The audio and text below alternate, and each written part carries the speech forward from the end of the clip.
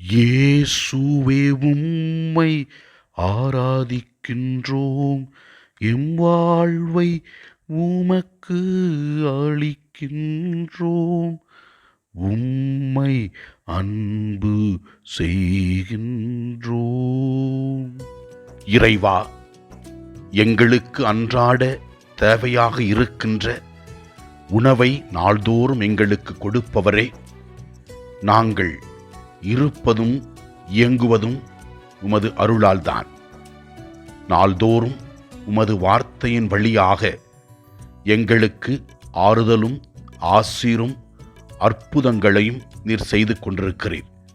நீர் செய்கிற எல்லா நன்மைகளுக்கும் நன்றி கூறி உம்மை ஆராதிக்கின்றோம்.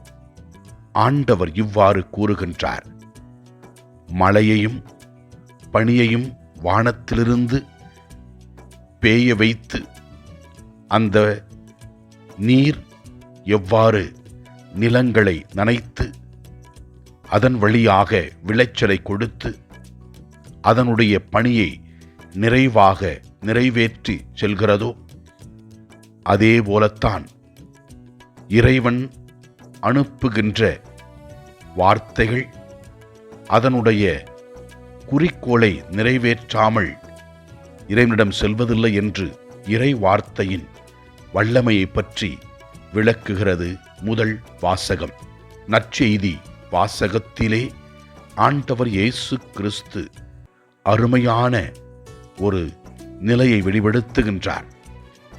நாம் இறைவனிடம் வேண்டும் பொழுது எவ்வாறு ஜெபிக்க வேண்டும் என்று சொல்லி, விண்ணுலகிலிருக்கிற எங்கள் தந்தையே, நமக்கு அன்றாட உணவை தர வேண்டும் என்றும், நம்மோடு இருப்பவர்களை நாம் மன்னித்து வாழ வேண்டும் என்றும் அழைப்பு விடுக்கிறது.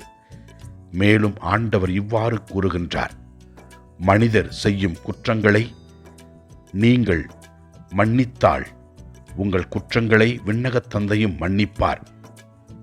நம்மோடு வாழ்கிற மக்களின் குற்றங்களை நாம் மன்னிக்காவிட்டால் இறைவன் நம்மை மன்னிக்க மாட்டார் என்று கூறுகிறார்.